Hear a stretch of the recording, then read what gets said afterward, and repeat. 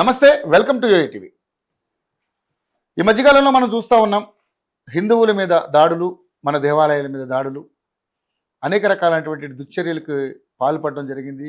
ఈ మధ్యకాలంలో మనం పెహల్గాం దాడి కూడా చూసాం. అదేవిధంగా గత నెల రోజుల క్రితం జరిగినటువంటి ఢిల్లీ బాంబ్ బ్లాస్ట్ కూడా మనం చూసాం. ఇవన్నీ మరొక ముందే ఈ మధ్యకాలంలో ఏదైతే వారణాసికి సంబంధించి ఆ సినిమాకి సంబంధించి రాజమౌళి గారు కూడా అనేక రకాలైనటువంటి కృష్ణుడి గురించి హాట్ కామెంట్స్ చేయడం, గర్ల్ ఫ్రెండ్స్ ఉన్నారు కృష్ణుడి కానీ రకరకాల హాట్ కామెంట్స్ చేయడం. అదేవిధంగా నిన్న ఏదైతే మహారాష్ట్రలో జరిగినటువంటి ఒక మీటింగ్లో మన హైదరాబాద్ నాంపల్లికి సంబంధించినటువంటి ఎంఐఎం ఎమ్మెల్యే అక్కడ చాలా హాట్ కామెంట్స్ చేశారు.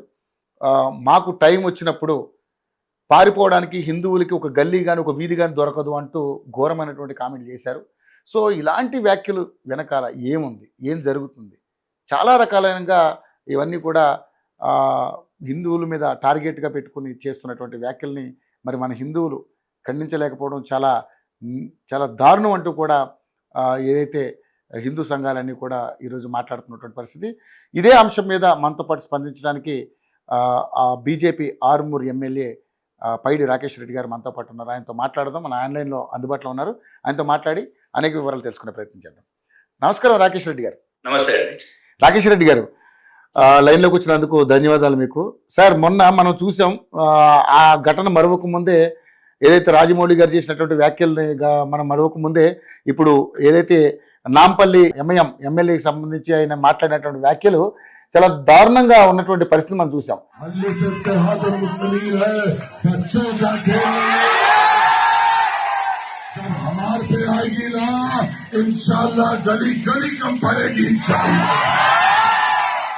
సో ఏంటి మరి ఆ వ్యాఖ్యల మీద మీరు ఏ విధంగా స్పందిస్తారో, మీ యొక్క వాదన ఏంటి సార్?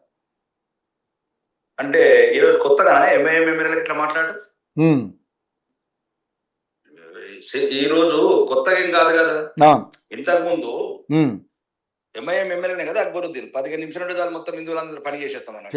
అవును, మరి ఇలా కొత్తగా ఇప్పుడు ఒకటేనండి. ఒకటేమో రామాలయంగా 500 సంవత్సరాల తర్వాత ఎవడో బాబర్ గాడు వచ్చి మా రామాలయం కూలగొట్టి గుడి కడితే ఒకడు వచ్చి ఇప్పుడు కూలగొట్టినట్టు మా సంగతి అని ఇప్పుడు ఎవడైతే ఇప్పుడు ఇతను అన్నాడు ఎంఐఎంఎల్ కూడా అన్నది అదే కదా వాడు. ఇదే ఇప్పుడు వీడు ఒక్కడే అంటున్నాడు, దేశంలో అందరూ అంటున్నారు, చాలా మంది మాట్లాడుతున్నారు. వీళ్ళతో పాటు రాహుల్ గాంధీ కూడా మాట్లాడుతున్నాడు, రేవంత్ రెడ్డి కూడా రాహుల్ గాంధీ గారు మాట్లాడడం అనేది చాలా విచిత్రంగా అనిపిస్తుంది. 370 ఆర్టికల్ ఎత్తేస్తామంటారు. 370 ఆర్టికల్ పెట్టినోడు ఎవడండి? ఈరోజు దేశంని లక్షలాది మంది సైనికులను చంపినోడు. ఈరోజు కాశ్మీర్ ఒక సురక్షితంగా ఉంది, భారతదేశంలో ఈరోజు ఒక రకంగా సేఫ్ లో ఉంది అంటే కారణం 370 ఆర్టికల్ ఎత్తివేయడం. ఒకడు రామాలయం రామ జన్మభూమి కూలగొడుతున్నాడు అయోధ్యలో. 500 సంవత్సరాల హిందువుల కళని కోర్టుల ద్వారా న్యాయం పొంది అంటే ఇప్పుడు ఈ సిగ్గు శరము మానము పానము వదిలిన జాతి, చీము నెత్తురు లేని జాతి 800 సంవత్సరాలు అన్ని రకాల అవమానాలు, అంటే కళ్ళ ముందే కన్న కూతుర్లను మానభంగం చేస్తుంటే, కళ్ళ ముందే భార్యలని అరాచకం చేస్తుంటే, ఈ దేశంలో బతకడానికి హిందువుగా ఉన్నందుకు ట్యాక్సులు జిజియా ట్యాక్సులు కట్టిన హిందువులకు ఇంకా వీళ్ళకి ఏం చెప్తామండి? మనం ఒక్కటి ఉండటే ఒక్కటే ప్రథమేమో. నువ్వు ఒక్కటి ఉన్నప్పుడు ఎంతసేపు? వాడు 15 నిమిషాలు అంటే మనం 10 నిమిషాలు క్లియర్ చేద్దాము. వాడు గల్లీలలో లేకుంటే వాడిని గల్లీలకు రాకుండా చూద్దాము అంటే ఇప్పుడు మరి లేమా మేము? వారి రోజు వచ్చి ఇప్పుడు మా రోజు వచ్చింది, మరి మేమేం చెప్తున్నాం? ఇప్పుడు మా రోజు ఉన్నది కదా. అదే చెప్తున్నాం హిందువులకు. ప్రపంచంలో ఉన్నది ఒకే ఒక దేశం. ఈ దేశంలో ఉన్నది నీ ధర్మానికి గౌరవించేది, నీ ధర్మాన్ని ఆచరించేది, అనుసరించేది, నీ ధర్మాన్ని ప్రేమించేది ఏదైనా ఉందంటే దేశంలో భారతదేశం ఒకటి. కాబట్టి ఫస్ట్ హిందువుగా గర్వపడు, హిందువుగా ఐక్యత ఉండు. లేదు 800 సంవత్సరాల క్రితం కట్టుకున్న భార్యలని అగ్నిగుండాలలో పడేసిన చరిత్ర జోహార్ అనే ఒక సాంప్రదాయం. 8,000 మంది సుమారు మహిళలు ఒకేసారి అగ్నిగుండాలతో మానాలకు పానాలు పోగొట్టుకున్నారు ఈ తురుష్కుల దౌర్జన్యాల పట్ల. తెల్లరి వీళ్ళందరూ అదే రూపంలో వస్తారు. ఇప్పుడు మాజీ సెంటర్ ఖిల్జీ అవుతాడు. ఎందుకు వస్తున్నది ఇంత కొవ్వెందుకు? అదే కేవలం మేమేమని అంటేనేమో పత్వాలు జారీ చేస్తారు, మేమేమని అంటేనేమో ఆడ కన్నయ్యలాలని కత్తితో కోసినట్లు లైవ్లలో కోసేస్తారు. మరి దీనికి సమాధానం చెప్పాల్సింది అసౌద్దీన్ అక్బరుద్దీన్ మాత్రమే. కానీ మరి ఎన్నిసార్లు ఇలాంటి వ్యాఖ్యలు చేసినా ఎందుకు సార్ చర్యలు ఉండట్లేదు? కారణం ఏంటంటారు? అంటే మన సెక్యులర్ దేశం అని ఆలోచిస్తున్నారా? అదే నేను చెప్పేది ఏంటంటే భారత పార్లమెంట్ లో వక్ఫ్ చట్టాలు కాంగ్రెస్ ప్రభుత్వం దుర్మార్గమైన ప్రభుత్వం హిందువుల ఆస్తులు లాక్కోవడానికి చేసిన పన్నాగం అది. ఓకే, ఎక్కడుంటే అక్కడ అంటే సుమారు పార్లమెంటు మాదే అంటారు, ఢిల్లీ మాదే అంటారు, సోమనాథ్ గుడి మాదే అంటారు. ఇంతకుముందు ఇవన్నీ అవును అంటే ఇట్లాంటి తప్పుడు చేసి ఆ చట్టాలు చేసి హిందువులు ఉన్నది 53,000 ఎకరాల నుంచి 9 లక్షల ఎకరాలు తయారు చేస్తే ఈ దేశంలో భవిష్యత్తులో హిందువులు బతకాలా, హిందువులకు సంబంధించిన గుళ్ళు ఉండాలా, బళ్ళు ఉండాలని తీసుకున్న నిర్ణయమే అది. దేశ ప్రజల దృష్ట్యా దాంట్లో ఇంకా ముస్లింస్ కూడా పేద ముస్లింల ఆస్తులు కూడా లాక్కోవడం మొదలు పెట్టారు వక్ఫ్ చట్టాలు. దాన్ని సరిదిద్దాలని సంకల్పిస్తే నరేంద్ర మోడీ గారు 232 మంది ఎంపీలల్లా 24 ఎంపీలు మాత్రం పార్టీలకు అతీతంగా అన్ని పార్టీలు ఉన్న ముస్లిం ఎంపీలు మాత్రం సపోర్ట్ చేశారు. కానీ 200 మంది ఎంపీలు ఎవరండి? హిందూ ఎంపీలు, హిందూ ద్రోవులే కదా. వాళ్ళు ఎట్లయితే ముస్లింస్ 24 మంది ముస్లింస్ ఎంపీలు పార్టీలకు అతీతంగా భారతదేశంలో ఉన్న అన్ని పార్టీల వల్ల ఒకటైంది. ఈ 208 మంది అంటే వీడికి దేశం అవసరం లేదు, వీడికి ధర్మం అవసరం లేదు, పదవులు తప్ప హిందువులు ఇట్లా తయారయ్యారు, హిందూ రాజకీయ నాయకులు. కానీ ముస్లింస్ క్లియర్ గా ఉన్నారు. వాళ్ళైతే ఒక నిబద్ధతగా వాళ్ళు క్లారిటీగా ఉన్నారు. వాళ్ళు మన దగ్గర 100%. మొన్న ఒక ముల్లా మాట్లాడతాడు, మా ఖురానే చెప్తున్నది ఈ కాఫీర్లని చంపేయమని. ఇట్లాంటి చర్యలు తీసుకున్నప్పుడు ఇంకా దీనికి ఉదాహరణ ఏంటంటే మొన్న రేవంత్ రెడ్డి గారు కామెంట్ చేశారు, కాంగ్రెస్ అంటేనే ముస్లిం. అవును, ఏది మన జూబ్లీ హిల్స్ ఉప ఎన్నికల్లో చేసినటువంటి వ్యాఖ్యలు. కాంగ్రెస్ అంటేనే ముస్లింస్, కాంగ్రెస్ ఉంటేనే ముస్లింల ఇజ్జత్ ఉంటది. క్లియర్ ఒప్పుకున్నారు. ఇది హిందువుల పార్టీ కాదు, ఇది క్రిస్టియన్ల పార్టీ కాదు, ముస్లింల పార్టీ అని ఒప్పుకుంటే ఒక ముల్లా, ఒక్క గల్లీలో ఉండే ముల్లా ఏమన్నాడు, ఒరే అవులా, తెలంగాణ ముఖ్యమంత్రి అన్నమాట, ఒరే అవులా.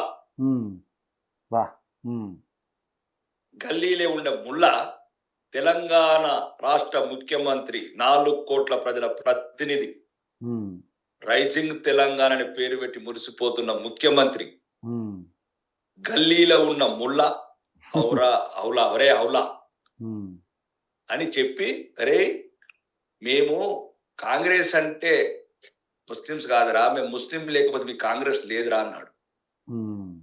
దిగజారిపోయిన రాజకీయ నాయకులు ఉన్నప్పుడు వీళ్ళ దిగజారుడు తనమే వాళ్ళకి పెట్టుబడి అవుతుంది. ఆ ముస్లింస్ నాయకులకు ఎవరైనా సరే, ఎమ్మెల్యే కావచ్చు, రేపు ఇంకొకరు కావచ్చు, అంతే కదా సార్. ఇది ప్రజలు నిర్ణయించుకోవాలా. ఎందుకు సార్ ప్రజల్లో ఆ రకం చైతన్యం రావట్లేదు? ఎందుకో కారణం ఏంటంటారు?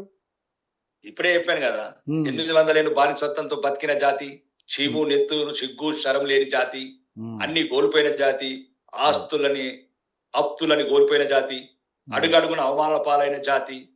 800 ఏళ్ల సంవత్సరం తర్వాత మీరు చూడండి, వాడు ఖిల్జీ గాడు, బాబర్ గాడు, డాబర్ గాడు, జహంగీరు, అందరూ జాఫర్ ఖాన్, అందరు కాలిన తర్వాత ఈ రోజు భారత స్వాతంత్రం వచ్చిన 1947 తర్వాత కూడా ఒక నికాసైన 800-900 సంవత్సరాల తర్వాత ఒక హిందూ హృదయ సామ్రాట్ నరేంద్ర మోడీ గారు ఆ గద్దె మీద కూర్చున్న తర్వాతనే కాషాయ జెండా 21 రాష్ట్రాల రెపరెపలాడుతున్నది. ఇది భారతదేశంలో ఉన్న హిందువులు, ప్రపంచంలో ఉన్న హిందువులు గమనించాల్సింది.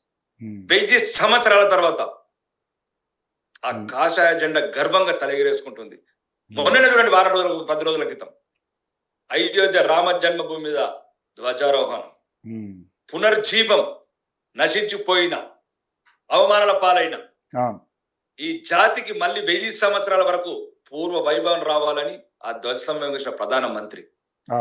కాబట్టి ఈ దేశంలో ఒకసారి ఆలోచించండి, చదువుకున్న వాళ్ళు, చదువు లేని వాళ్ళు, ఇట్లాంటి అవమానాలు బహిరంగ చెప్తున్నారు మీ పని అవుతుందని.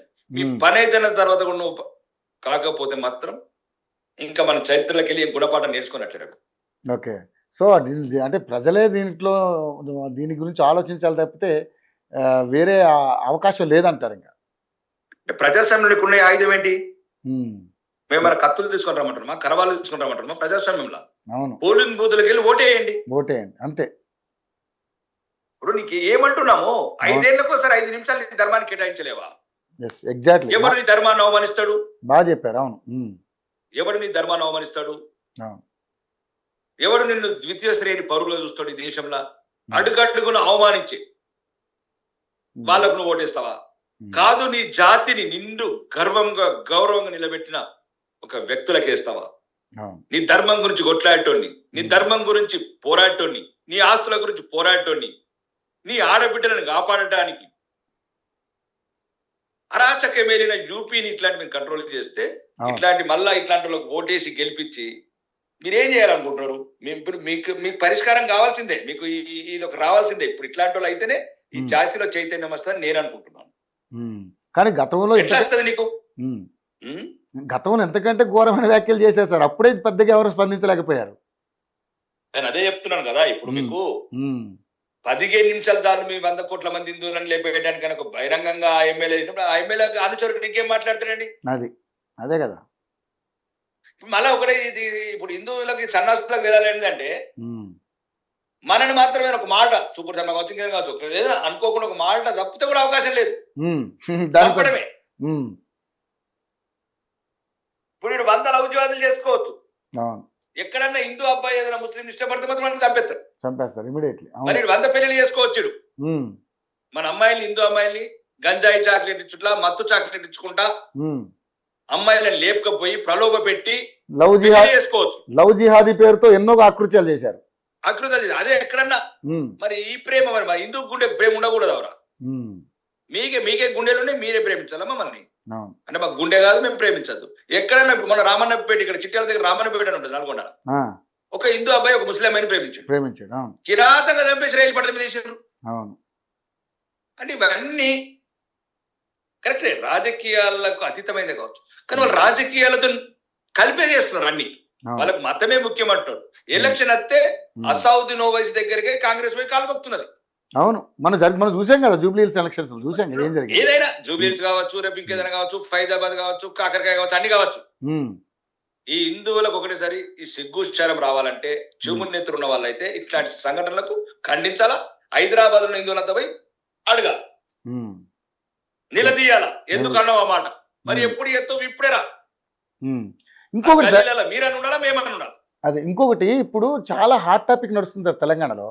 ఏదైతే పోలీసులు స్వాములుగా మారితే మీరు నల్లబట్టలు వేసుకోవద్దు, కండవాలు వేసుకోవద్దు, మీరు షూ వేసుకుని రావాలి, నీట్గా షేవ్ చేసుకుని రావాలి అని స్వాముల మీద, అయ్యప్ప స్వాముల మీద ఈ రకమైనటువంటి ఉక్కుపాదం మోపడం ఎంతవరకు కరెక్ట్ అంటారు సార్? అంటే మరి ముస్లిమ్స్ కూడా పోలీసులలో ఉన్నారు, వాళ్ళ గడ్డాలు పెంచుకునే ఉంటారు డ్యూటీలలో, వాళ్ళు మాత్రం వాళ్ళకు ఎందుకు సడలింపులు ఇచ్చారు, మనకి ఎందుకు ఇలాంటి నిబంధనలు పెడుతున్నారు? యూపీలో లేదు అట్లా, యూపీలో లేదు. మరి యూపీలో పోలీసులకు అంత దమ్ము లేదు, మధ్యప్రదేశ్ పోలీసులకు అంత దమ్ము లేదు, రాజస్థాన్ ఛత్తీస్గఢ్ పోలీసులకు అంత దమ్ము లేదు. ఇక్కడెక్కడికి వెళ్ళచ్చు దమ్ము? నువ్వు ఓసిన అమృతం నిన్నే విషమై కాటేస్తున్నావు. నువ్వు నావాడు అనుకున్న వేసిన ఓటు నీవాడు కాని గద్దెనెక్కి పోలీసులతో అవమానిస్తున్నారు. మరి ఇదే రంజాన్ అన్ని ఫెసిలిటీ ఇస్తారేంది, అన్ని సౌకర్యాలు ఇస్తారేంది? ఎందుకు ఇస్తారు మరి? అదే కదా సార్, అదే కదా. మీకు తెలియదా? అంటే అయ్యప్ప మాల వేసేటప్పుడు, మరి ఓట్లు వేసేటప్పుడు పోలింగ్ బూత్లు తెలియదు అయ్యప్పకి ఏం చేయాలో? అయ్యప్ప 41 రోజులు వేసే అయ్యప్పలు మిమ్మల్ని అవమానించే పోలీసుల పట్ల నువ్వు ఎట్లా తీసుకుంటావు? ప్రతీకారం ఎట్లా తీసుకుంటారు? అయ్యప్ప స్వాములు కావచ్చు, ఆంజనేయ స్వాములు కావచ్చు, సాయిబాబా స్వాములు కావచ్చు, ఏ స్వాములైనా సరే రేపు ఎట్లా తీసుకుంటారు దీనికి ప్రతీకారం? మరి అక్కడ ఎందుకు అట్లా అవుతారు? పోలింగ్ బూత్లకు పోగానే నీ అయ్యప్పని అవమానించుడు కొట్టెత్తావు, నీ ఆంజనేయ భక్తుడికి ఓడి ఎత్తావు, నీ గుడి ముత్యాలమ్మ గుడి కొట్టెత్తావు. ఇది మార్పు ఎవరిలో రావాలి రవి? ఏ అయ్యప్పలకు తెలియదా?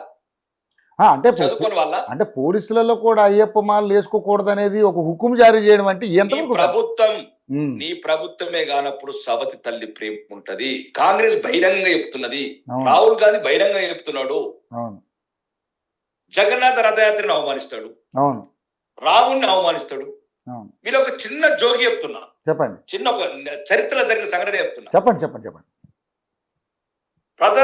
ప్రథమ ప్రధానమంత్రి జవహర్లాల్ నెహ్రూ మన జాతిని అవమానించి మన రాముడు గుడి కూలగొట్టి మొత్తం హిందూ సంస్కృతిని కళలని ఈ దేశాన్ని సర్వనాశనం చేసి మొదలుపెట్టిన బాబర్ గారి సమాధుడు అనుకోతారండి ఆఫ్ఘనిస్తాన్.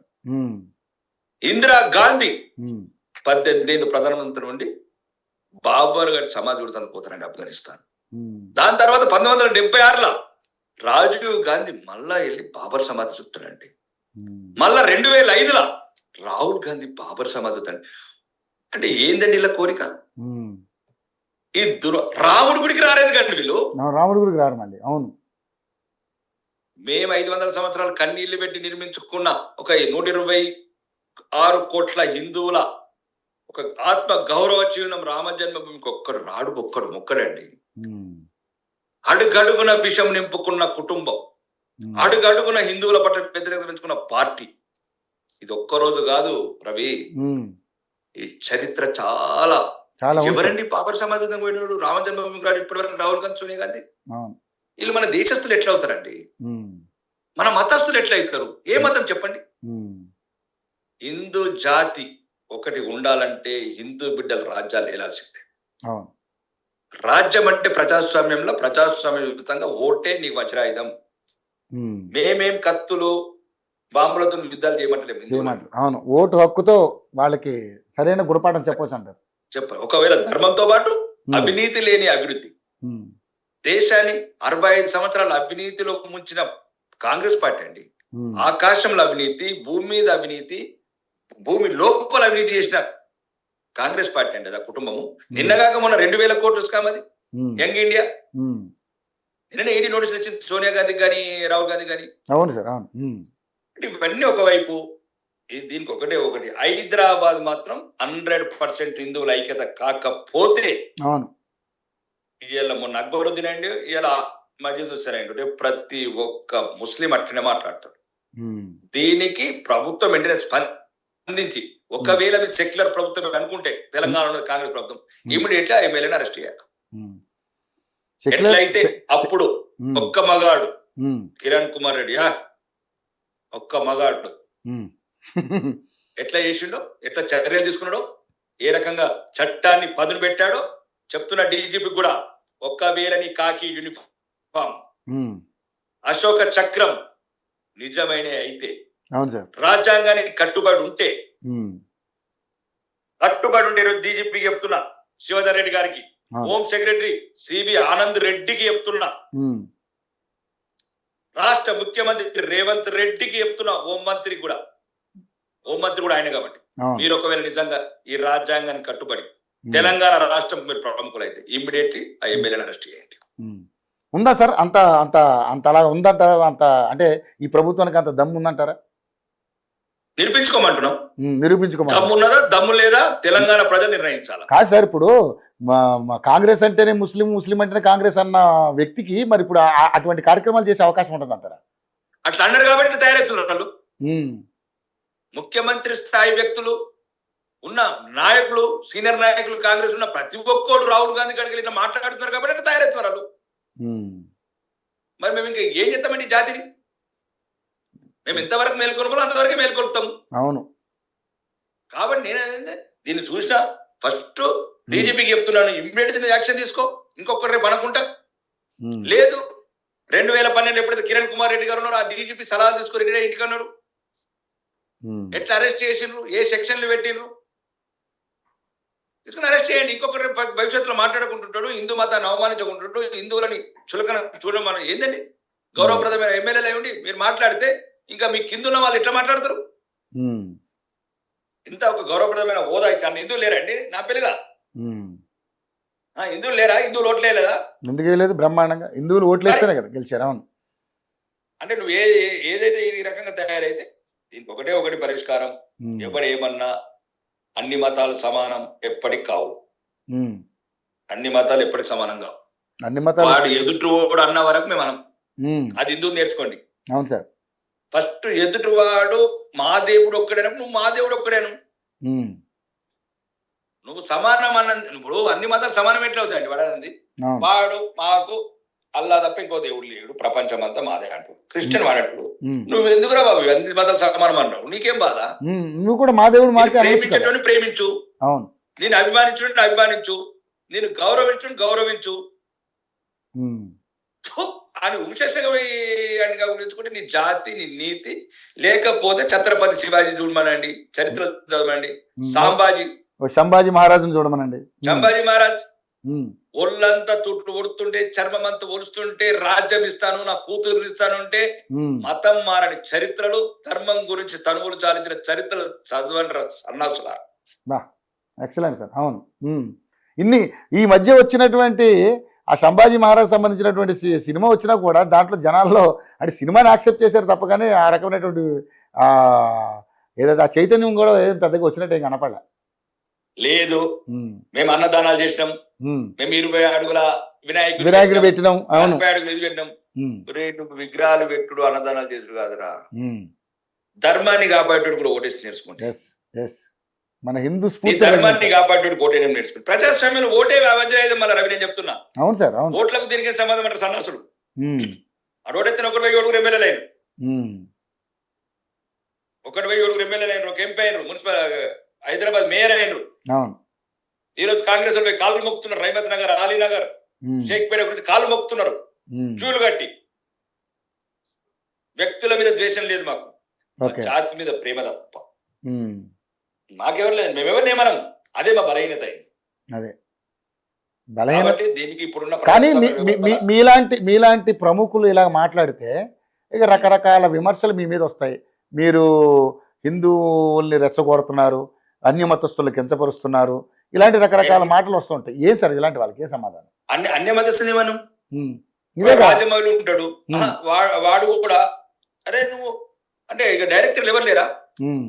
ఇప్పుడు ఒక్కటే పుట్టినా పొట్టు పుట్టినా మాకు ఏం చేసాడు అంటే కృష్ణుడికి గోపికలు అంటే మాకు దేవతలతో సమానం. కృష్ణుడు మా దేవుడు. గర్ల్ ఫ్రెండ్స్ అంటే ఎందుకు వీడు?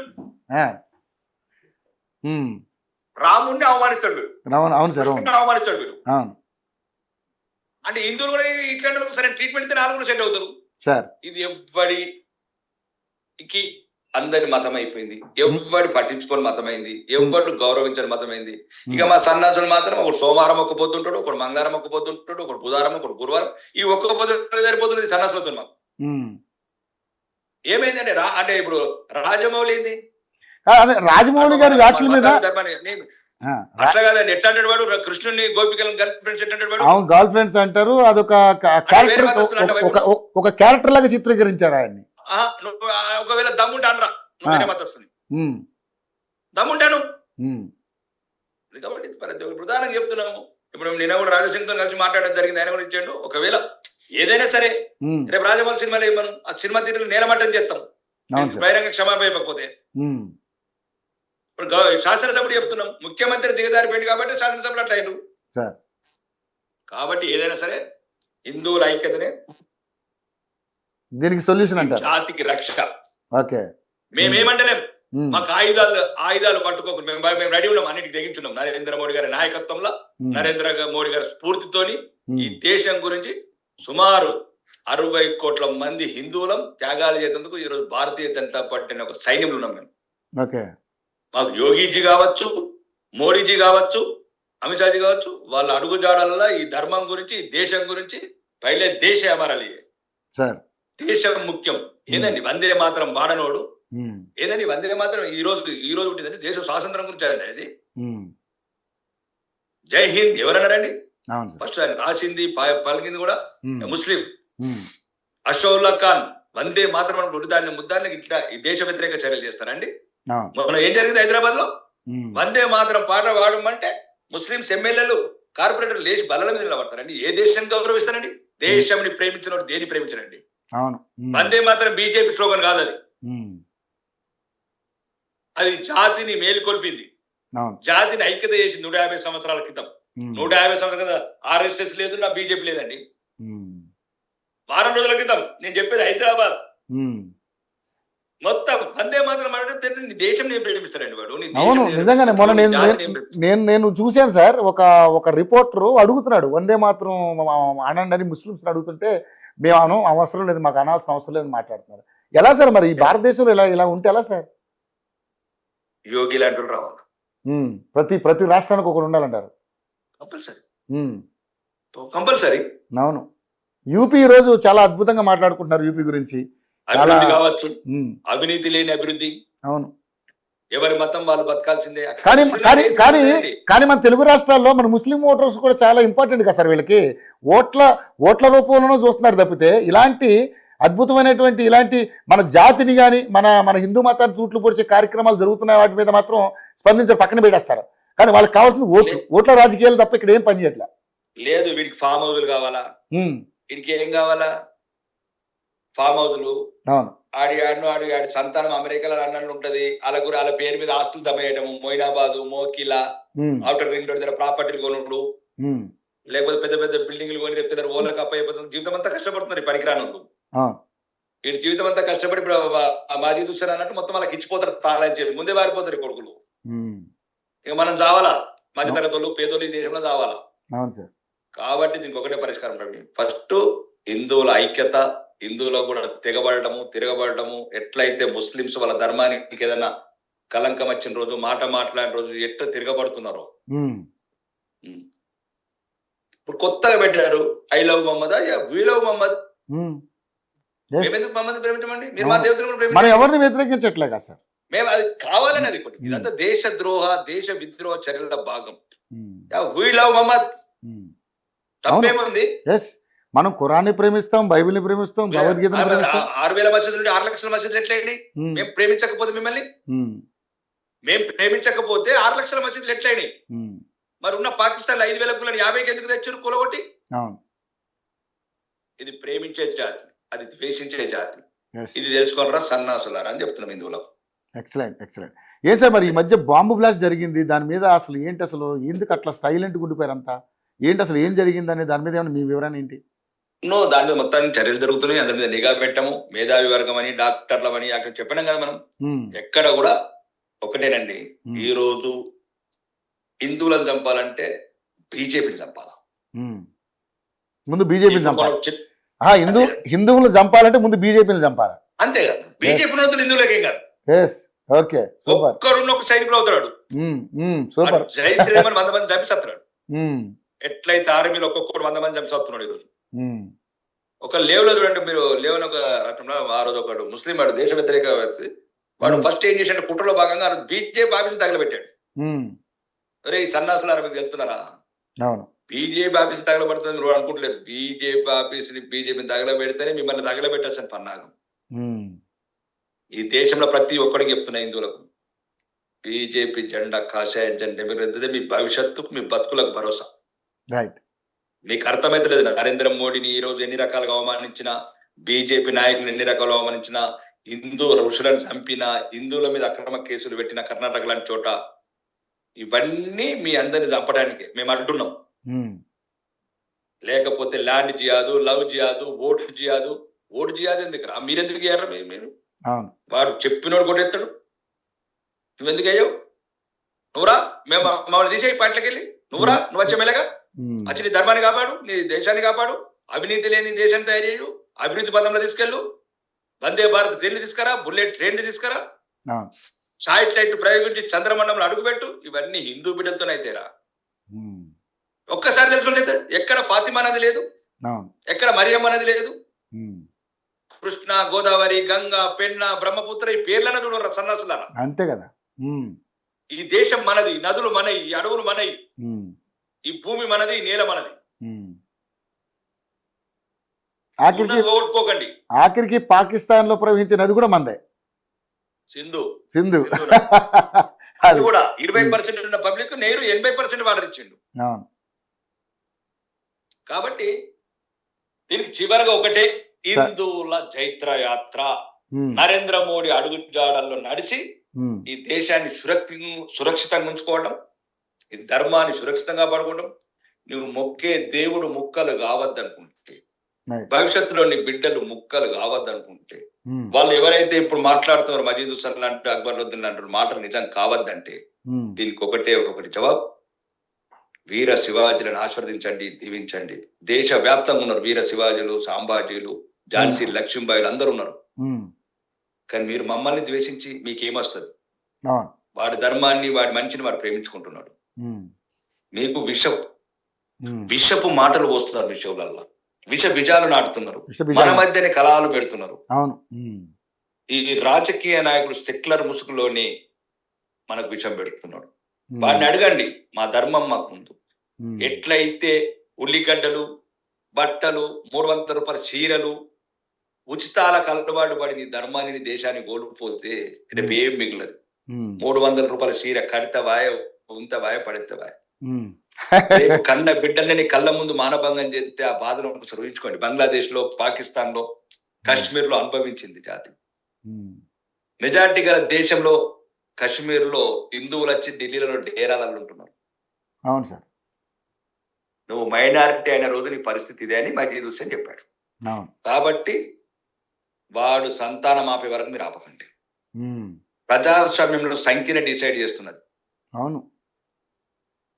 సంఖ్యనే డిసైడ్ చేసినప్పుడు సంఖ్య డిసైడ్ చేసిన నాయకుడు అవుతున్నాడు, నాయకుడు అయిన వాడు పీఠం ఎక్కుతున్నాడు, పీఠమైన వాడు చట్టాలు చేస్తున్నాడు, ఆ చట్టం చేసిన కిందనే పోలీసు పనిచేస్తున్నాడు.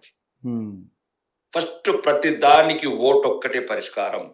ఓటు కావాలంటే సంఖ్య పెంచు. ఒక్కడున్నాడు 7 ఎమ్మెల్యే రిటైర్. అసావుద్దీన్ 6,69,000 ఎట్లా వస్తాయి? నరేంద్ర మోడీకి 1,50,000 ఓట్ల మెజార్టీ ఎట్లా వస్తుంది? ఏం చేసి దేశాన్ని అవినీతి లేని దేశం చేసిండు ఆయన. అభివృద్ధి వైపు పరుగులెత్తిస్తున్న ఇంకా 11వ స్థానంలో ఉన్న దేశాన్ని 4వ స్థానం తెచ్చినందుక, జపాన్ లో ఉన్న బుల్లెట్ ట్రైన్ ఇండియా ప్రవేశపెట్టినందుక, మధ్య తరగతోడు వందే భారత్ ట్రైన్లు ఉన్నందుక, 83 కోట్ల మందికి ఆహార భద్రత కల్పించినందుక, 9 కోట్ల మందికి ఉజ్వల గ్యాస్ కనెక్షన్ ఇచ్చినందుక, 25 కోట్ల మంది పేదల్ని దరిద్ర దిగుల పైకి తీసుకొచ్చినందుక, విదేశాలలో భారతీయుడుగా గర్వించినందుక, ఇస్లామిక్ దేశాలలో దేవుడు హిందూ గుళ్ళు కట్టినందుక, దేనికి నరేంద్ర మోడీ అంటే ఇంత ఇబ్బంది? అంటే ఇదంతా విదేశీ శక్తుల కుట్ర. మన జాతిని నిర్వీర్యం చేయాలా, దేశాన్ని నిర్వీర్యం చేయాలనే కుట్రలో భాగమే ఈ మజీద్ హుస్సేన్ లాంటి ప్రకటన. వాళ్ళు టెస్ట్ చేస్తున్నారు, హిందువులల్లో చలనం ఉందా లేదా. ఈ కొడుకులకు చలనం మీద పడతారు అన్నది నిజమే. గల్లీలలో కూడా బారగొడుతున్నాము, లేదు 15 నిమిషాల సమయం చంపేస్తాము, అవన్నీ టెస్ట్ చేసి చూసుకుంటున్నారు. స్పందన లేని రోజు ఈ జాతి నశించిపోతుంది. అవును, స్పందన ఉంటే దానికి సరైన కౌంటర్ వస్తుంది. అది 2019 సుమారు 1000 సంవత్సరాల క్రితం 30 కోట్లు ఉన్న జనాభా ఎందుకు పెరుగుతలేదు? అవును సార్. 3 కోట్లు ఉన్న ముస్లింస్ 24 కోట్లు ఎందుకయ్యారు? అవును. 5,000 మసీదులు, 6,000 మసీదులు, 6 లక్షల మసీదులు. కానీ రూల్స్ కూడా మన ఇంటికి మనకేమో ఒక్కరు ముద్దు ఇద్దరు వద్దు అని కాన్సెప్ట్ పెడతారు, వాళ్ళకేమో 10 మంది. ఎవడన్నాడు అది? అప్పుడే అప్పుడున్నప్పుడు ఎవరు అనుకోకద్దన్నాడు? కడుపు నిండా అనుకో. ఒకరి డాక్టర్ చేయు, ఒకరి ఇంజనీర్ చేయు, ఒకరి ఆర్మీలో పంపు, ఒకరి రైతుని చేయు, ఒకరి లాయర్ని చేయు, ఒకరి పోలీసు చేయు, ఒకరి రాజకీయ నాయకుని చేయు, ఒకరి బిజినెస్ మెన్ చేయు. ఒకరి నికాస్ అయిన హిందూ బిడ్డ ధర్మం గురించి చంపటానికి, సావటానికి ఇట్లాంటి సమస్యలు వచ్చినప్పుడు వాడు అన్నిటికి తెగించిన బిడ్డని కానీ 9వ బిడ్డని. ఎట్లా హిందూ మతం ఎప్పటికి సనాతన ధర్మం ఎన్ని వేల సంవత్సరాలైనా. ఒకడు అంటాడు సన్నాసి, ఏం కాదురా. పరిచయ ఎక్కడ దాకా ఉండే రాజ్యం మనది, ఇరాన్ దాకుండే. ఇరాన్ మనదే, ఆఫ్ఘనిస్తాన్ మనదే, పాకిస్తాన్ మనదే, బంగ్లాదేశ్ మనదే, నేపాల్ మనదే, అన్ని పోయినాయి. కాశ్మీర్ పోయింది, వెస్ట్ బెంగాల్ పోతుంది, అస్సాం పోతుంది, హైదరాబాద్ పాత బస్తీ పోయింది, నిజామాబాద్ పోయింది, బైన్సా పోయింది. ఇంకెందుకు చెప్తారు రై సొల్లు కథలు? ఎక్కడ జాతి ఎక్కడికి కుదించుకుపోయింది.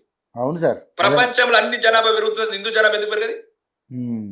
ప్రపంచ సైంటిఫిక్ రీసెర్చ్ ప్రకారం, వరల్డ్ బ్యాంక్ ప్రకారం 2011 నుంచి 2020 వరకు సెర్చ్ చేస్తే 30 కోట్ల మంది ముస్లింస్ పెరిగారు ప్రపంచ వ్యాప్తంగా, 12 కోట్ల మంది క్రిస్టియన్స్ పెరిగారు, ఒక్క హిందూ పెరగలేదు. 126 కోట్ల మందికి 126 కోట్లు ఉన్నారు. పెంచండి. ఎంత బలం! ప్రజాస్వామ్యంలో ఓటే ఆయుధం. ఓటే ఆయుధం అంటే నువ్వు జనాభా పెంచాల్సిందే. ఎదుటి వాడు ఆపే వరకు నువ్వు ఆపకు. ఇది ప్రధానంగా హిందూ ప్రజలు ఆలోచించాలా. ఒక 4 అన్నదమ్ములు, 4 అక్కయ్యలు ఉంటే ఆ ఇల్లు చూడండి ఎంత ఆనందంగా ఉంటది, ఎంత ఆనందంగా ఉంటది. ఒక్క బిడ్డ ఉంటుంది, అంపరేకపోతే వాడికి ఇచ్చిపోతారు ఆస్తులన్నీ. ఈ భూములు, ఈ ఫామ్ హౌజులు, ప్లాట్లు, బంగారు దుకాణాలు, పంచనాలు, కార్ల షోరూమ్లు ఓడికిచ్చిపోతారా మీరు అందరూ? కళలు అంటున్నారు ఎప్పుడెప్పుడు అంటే ఇప్పుడే అట్లాంటి కళలకే ప్రతిరూపం మజీద్ హుస్సేన్ లాంటి మాటలు. Right. Thank you sir, thank you. ఆన్లైన్లోకి వచ్చి మీ యొక్క విలువైన సమయాన్ని కేటాయించినందుకు థ్యాంక్ యూ, ధన్యవాదాలు ఎమ్మెల్యే గారు. మీ మళ్ళీ అవసరమైతే మిమ్మల్ని మళ్ళీ లైవ్లో తీసుకుంటాం. Thank you sir, thank you so much. So చూశారు కదండి, అంటే ఫ్రీక్వెంట్గా ఎలాంటి ఇష్యూస్ మనకి కళ్ళ ముందుకు వస్తున్నప్పటికీ కూడా హిందువుల్లో చలనం అయితే రావాలి, హిందువుల్లో ఐక్యమత్యం పెరగాలి అంటూ ఆరుమూరు ఎమ్మెల్యే, బీజేపీ ఎమ్మెల్యే చెప్పడం జరుగుతుంది. సో నిజంగానే ఈరోజు ఇలా గతంలో అక్బరుద్దీన్ ఓవైసీ చేసినా, ఇప్పుడు ఇతను చేసినా, ఇలాంటి వ్యాఖ్యలు చేసిన మన ఇండియాలో జై పాకిస్తాన్ అన్నా కూడా మనలో చలనం లేకపోవడం అంటే ఇది ఎవరినో ఉద్వేషాలను రెచ్చగొట్టినట్టు కాదు కానీ, బట్ హిందువులకు సంబంధించినంతా కూడా ఐకమత్యం ఉండాలి, గట్టిగా పటిష్టంగా పోరాటం చేయాలి, ఓటు హక్కుతో అది సాధ్యమవుతుందంటూ కూడా ఆయన అభిప్రాయం వ్యక్తం చేశారు. సో చూద్దాం ఏం జరుగుతుందో. Vote studio.